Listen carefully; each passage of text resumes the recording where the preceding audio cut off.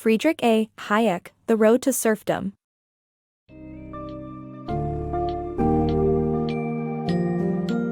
In the wake of World War II, as the haunting specter of Nazi Germany began to dissipate, a seemingly benign yet potentially dangerous ideology emerged: socialism. FriedrichAHayek, in his book The Road to Serfdom, warns that the rise of socialism in countries like the United States and the United Kingdom could pave the road to a totalitarian future, much like Nazi Germany.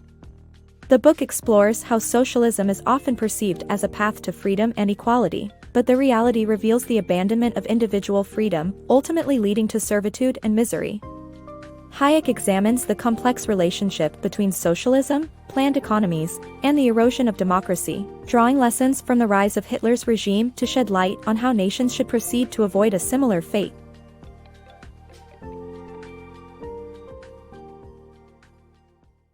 Emerging socialism after World War II. As World War II drew to a close, a new ideology was emerging that threatened the world's recovery: socialism. Contrary to popular belief, Nazism did not arise as a reaction to socialism. Rather, it was the state-controlled, partially totalitarian system put in place by social democrats in Germany that laid the groundwork for fascism and the Nazi Party.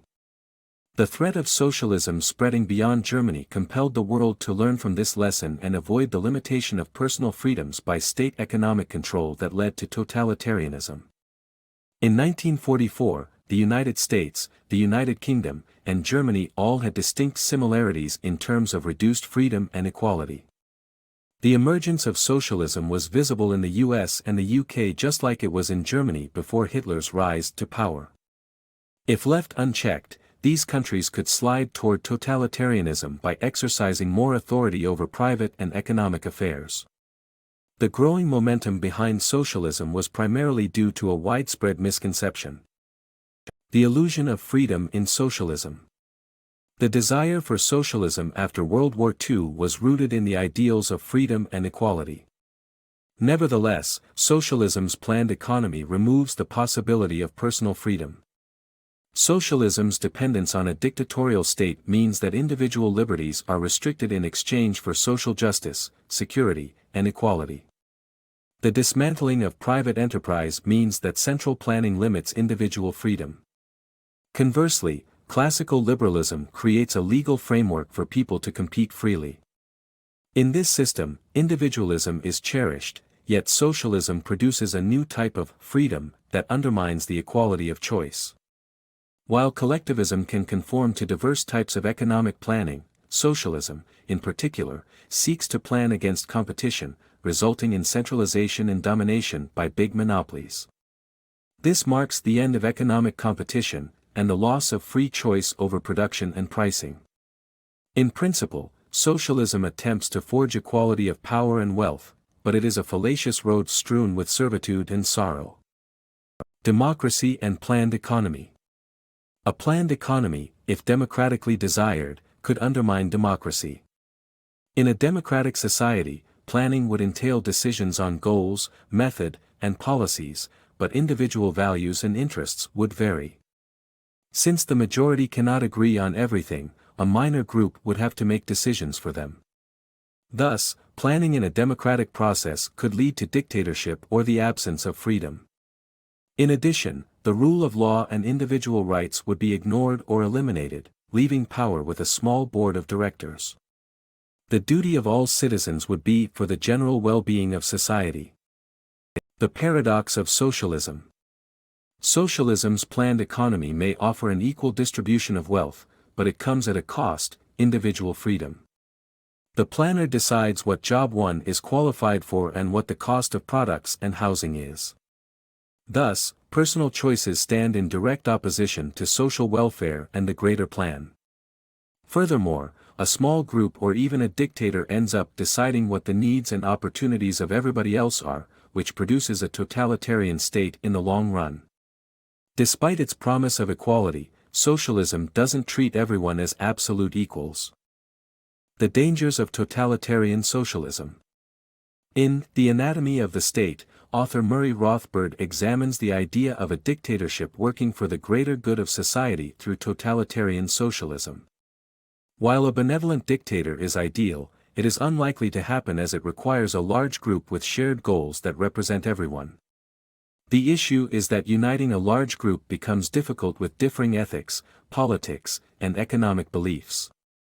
Totalitarian socialism claims to work for the greater good and equitable distribution of wealth, but it requires morally ambiguous decisions that impinge on the rights of the minority.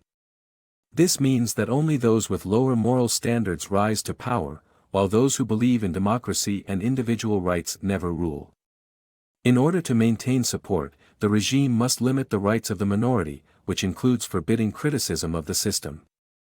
Furthermore, the less educated masses are often more easily influenced by effective propaganda and recruited to fight for the regime, despite it undercutting their freedom. The power of propaganda. In order for a dictator to maintain control and enforce conformity, they must control the spread of information and disseminate propaganda. The success of a socialist system relies on convincing the masses that it is the right choice, rather than forcing it upon them. The media plays a crucial role in indoctrinating the population and silencing opposition, while a common enemy is necessary to unite people against a perceived threat. The Jews were used as a scapegoat by Nazi Germany to represent the perceived ills of capitalism and liberalism. Rebuilding after World War II. Proposals for post-war Europe's recovery. In a time when the world was recovering from the devastating effects of World War II, rebuilding Europe was a major concern. In 1944, the author proposed that one of the most critical points in the years following the war would be the elevation of individualist morals over collective ones. The author argued that if the United Kingdom chose to adopt communism, it would lead to destruction of moral values like self-reliance, independence, and responsibility, which would hinder the reconstruction of society, leaving the country crippled and war-torn. The author suggested an alternative vision in the form of a competitive and individualist market. They argued that this approach would foster the rapid recuperation of the country and return UK standards of living to pre-war levels or higher in just a few years. The author also pointed out that the adoption of socialism could greatly impact world affairs and endanger long-term peace. Opting for collectivism would have been a major blunder because it would prompt envy and jealousy between countries. In hindsight, we can see that the UK didn't become a socialist nation incapable of overcoming the war, but socialism had a negative impact on other parts of Europe and the world.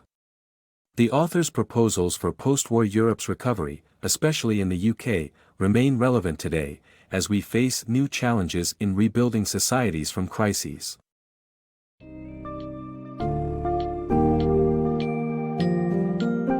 FriedrichAHayek's The Road to Serfdom paints a stark picture of the potential repercussions of embracing socialism and planned economies. Despite its supposed promise of freedom and equality, socialism inevitably compromises personal liberties and democratic principles in favor of centralized control. Hayek provides a warning to nations on the brink of adopting this ideology, urging them to prioritize individualism, competition, and free markets to foster post-war recovery and peace. As history unfolded, the impact of socialism on various regions of the world varied, but the core message of this book remains relevant even today. True freedom lies not in the confines of a planned economy, but in the embrace of individual rights and the elevation of moral values over collectivist ones.